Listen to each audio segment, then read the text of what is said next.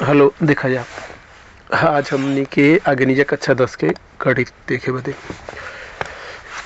देखा CBSE board बदे हम मॉडल पेपर से question the graph of quadratic polynomial P x pass through the point, मतलब कि जौन क्वाड्रेटिक पॉलिनोमियल के ग्राफ बा वो है चार बिंदु से जाता, मतलब पॉइंट से ही पॉइंट के कोऑर्डिनेट दिले बा।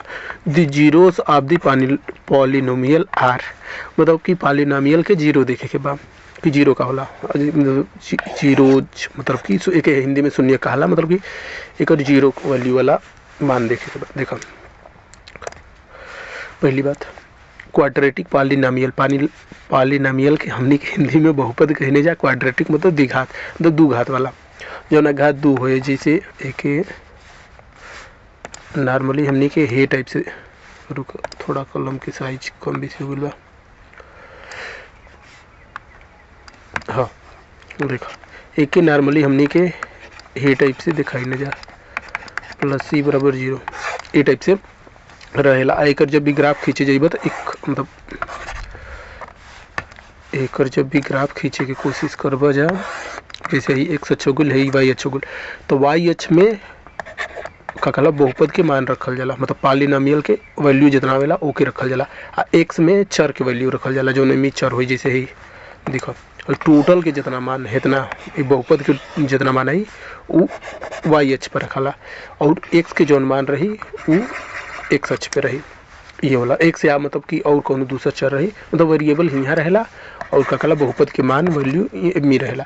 आ जीरो यहाँ ज्ञात करे के बाद जीरो ओ वैल्यू के कहला, जो ना मतलब कि वाई के मान मतलब कि बहुपद के मान जीरो है। जैसे एक्स के कोनो मान रखला, अगर बहुपद के मान जीरो हो गई तो का कहला ओ एक्स के ओ मान के का कहला शून्य कहा, हिंदी में शून्य, अंग्रेजी में जीरो बोले के जौन भी होता है उच्चारण देख लिया जा।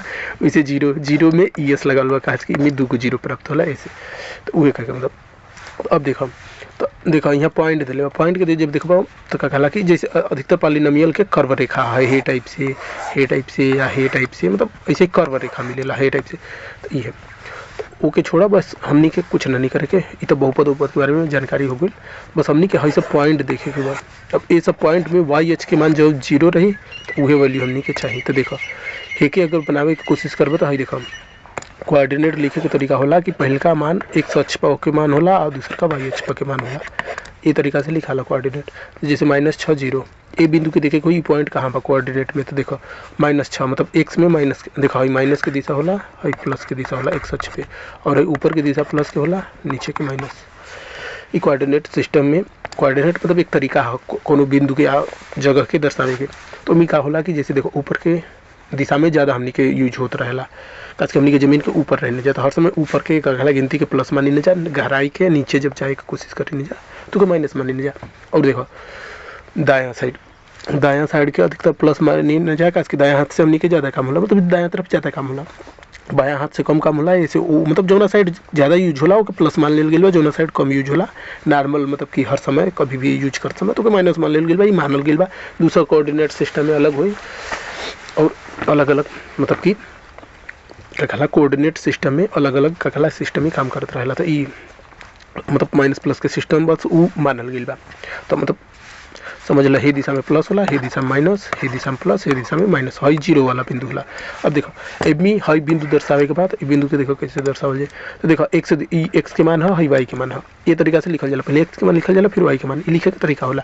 तो देखो अब एक्स के मान -6 बा, यानी एक्स दिशा में -6 जीबा, तो माइनस की हई दिशा है तो हे दिशा में -6 मान ली आ गई -6, ठीक। अब देखो वाई दिशा में 0 जीबा, तो वाई दिशा में मतलब ऊपर नीचे कुछ नहीं जाएगा, तो वो बिंदु जो आई वो यहाँ आई -6 जीरो, ई बिंदु हई वाला जोन बिंदु बा -6 जीरो हो गई। अब देखो हई बिंदु दर्शावे के बाद हे के एक कैसे दर्शावे, तो देखो एक्स दिशा में 0 जाएगा, मतलब एक्स दिशा में कोनो नहीं जाएगा, वाई दिशा में -30 जाएगा, यानी हे दिशा में नीचे की दिशा में 30, मान लो यहाँ 30 आवा था, मान लो और नीचे 30 है, लेकिन मान लो हम अभी बदे ही मान लेते हैं। तो एक निर्देशांक 0 और -30 हो जाए। और हेकर देखो हेकर हुई 4, मतलब एक्स दिशा में प्लस की दिशा में 4 जाएगा बा, और फिर वाई की दिशा में -20, वाई की दिशा में -20 जाइए, मतलब कि नीचे की दिशा में -20 जाइए। तो मान लो यहाँ 30 तक मान ले रही, मान लो इधर आई 4 -20। अब देखो 20 तो नीचे आई, बस ऊपर मान ले मैंने इसकी जगह उतना नहीं, बस समझ लगे। अब देखो और कहा 6 जीरो, तो तो एक्स की दिशा में 6 जा ना, एक्स की दिशा में 6 जा और वाई की दिशा में 0 जा, वाई की दिशा में कुछ बन जाए, यानी है 6 0 हो गई।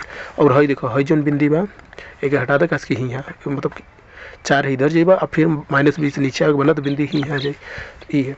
और हई वाला तो मान लो 0 पे है। अब एमी से देखो, एमी का कहला कि हमने के 0 ज्ञात करके बाद 0 बताइए नहीं है ना, जब पी एक्स के वो मान के कहला 0 तो शून्यक जो ना पर पी एक्स के मान 0 है, तो पी एक्स के मान कब 0 रहता, मतलब वाई एक्स के मान कब 0 रहता। देखो हे बिंदु पे वाई के एक्स के मान 0 बा, के ना ऊपर जाता जा नीचे जाता जा, हे वो बिंदु पे वाई के मान न ऊपर जाता जा नीचे जाता नहीं जा।